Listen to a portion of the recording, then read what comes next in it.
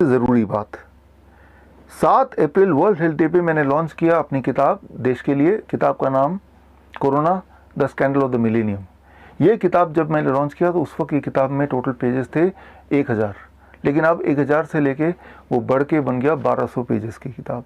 तो जिन लोगों ने 7 अप्रैल, 8 अप्रैल, 9 अप्रैल को डाउनलोड किया, वो लोग एक बार और डाउनलोड कर लें, ताकि जो और एडिशनल एविडेंस है वो एविडेंस भी उनको मिल जाए। आप में से कई लोगों ने कमेंट में जाके कमेंट किया या मेल किया कि ये किताब 1000 पेज की है और 1000 पेज की किताब हम व्हाट्सएप से अपने दोस्तों के लिए शेयर नहीं कर पा रहे हैं। तो अब स्क्रीन पे दिए हुए लिंक में जाके पूरी किताब डाउनलोड करना है तो उसकी भी बटन है, और अगर आपको सिर्फ उसका प्रीव्यू या उसकी समरी डाउनलोड करनी है जो कि थोड़े से पेजेस की है, जो व्हाट्सएप से भी आप डिस्ट्रीब्यूट कर सकते हैं, वो भी है।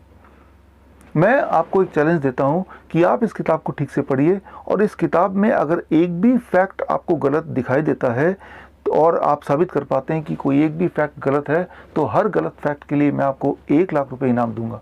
लेकिन याद रखिए, नियम वो तंबोला का होगा। जैसे तंबोला के एक नंबर पे या एक लाइन पे सिर्फ एक ही बार इनाम मिलता है, तो वैसे ही एक फैक्ट, एक गलती पकड़ने के मैं एक ही बार 1 लाख रुपए दूंगा। अगर वही गलती उसके बाद कोई और भी पकड़ेगा तो उसकी इनाम नहीं मिलेगी। और अगर आप में से कोई भी एक भी गलती ना निकाल पाए, इसका मतलब जो किताब में लिखा है वो बिल्कुल सही है। तो as a responsible citizen of the country, ये आपकी जिम्मेवारी है कि सच सामने आए, ताकि देश बदले, आने वाला समय बदले। तो आप अपने रिसोर्सेज यूज़ करके, आप जो भी कुछ हैं, जहाँ भी कुछ हैं, आपके पास थोड़े से रिसोर्स है जिसकी मदद से आप लोगों तक पहुंच सकते हैं। चाहे वो रिसोर्स का नाम व्हाट्सएप हो, फेसबुक हो, यूट्यूब हो, आपके पड़ोसी हो, या आपकी जान पहचान किसी एमएलए से हो, किसी एमपी से हो, स्टेट हेल्थ मिनिस्टर से हो, स्टेट चीफ मिनिस्टर से हो, या प्राइम मिनिस्टर से हो। हमारा मकसद सिर्फ इतना है कि सच सामने आए, ताकि हम इस देश को एक बेहतर भविष्य दे पाएँ। यहाँ मैं ये क्लियर करना चाहूँगा अपने ऑडियंस को कि हमारा मकसद किसी नियम को तोड़ना नहीं है, लॉकडाउन तोड़ना नहीं है।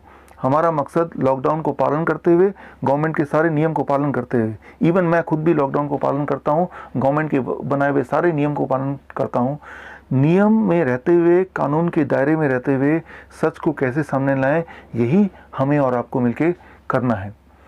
और सच को सामने लाने में और इस मुहिम को आगे बढ़ाने में आप में से जो लोग मेरे साथ जुड़ना चाहते हैं, तो स्क्रीन में दिए हुए ईमेल आईडी में जाके आप मुझे खत लिखें। मैं खुद पढ़ूंगा और पढ़ के आपको उत्तर देने की कोशिश करूंगा।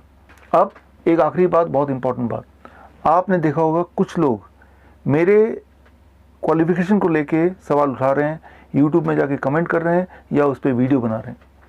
मेरे जो भी क्वालिफिकेशन है वो सारे क्वालिफिकेशन अगले 3-4 सेकंड में स्क्रीन पे मैं फ्लैश कर रहा हूँ। ये सारे मेरे सर्टिफिकेट्स हैं। अगर आप में से कोई भी इनमें से किसी सर्टिफिकेट को गलत साबित कर दे तो मैं उसको भी 1 लाख रुपए इनाम दूंगा। और इनाम की बात तो छोड़िए, अगर ये सर्टिफिकेट गलत हैं तो आई एम श्योर कानून के प्रावधान के अनुसार उसके लिए भी कोई ना कोई सज़ा होती होगी। उस सज़ा के लिए मैं पूरी तरह तैयार हूँ। मैं ये बोलना चाह रहा हूँ कि मेरे सारे सर्टिफिकेट ओरिजिनल हैं, ऑथेंटिक हैं। आप चाहे तो कहीं से वेरीफाई करना चाहें तो वेरीफाई कर लीजिए। यहाँ इंटेंशन कुछ लोगों का ये हो सकता है कि आपका ध्यान भटकाने के लिए इस तरह के मुद्दे लाते हैं कि इनके सर्टिफिकेट देखिए, ये फेक है, ये फ्रॉड है। लेकिन अगर हम मुद्दे की बात करें, as a audience, as a viewer, ये आपकी जिम्मेदारी है। अगर कोई इस तरह की फेक बातें करता है या कोई इस तरह के इलॉजिकल बातें करता है तो आप उनको खुद भी जवाब दे सकते हैं एज ए रिस्पॉन्सिबल सिटीजन कि आप लॉजिक से काटिए, साइंस से काटिए। मैंने अपने सारे वीडियोस में सिर्फ साइंस की बात की, लॉजिक की बात की, एविडेंस की बात की। तो आपको मैं रिक्वेस्ट करता हूं एज ए व्यूअर, आपकी ये रिस्पॉन्सिबिलिटी है, आप जो भी बोलना चाहें बोलें, लेकिन सबूत के साथ बोलें।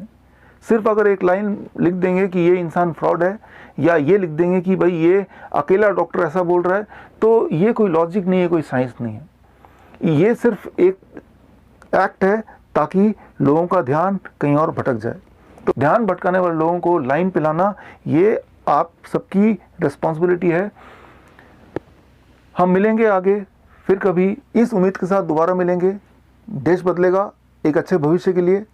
All the best, thank you, जय हिंद, वंदे मातरम।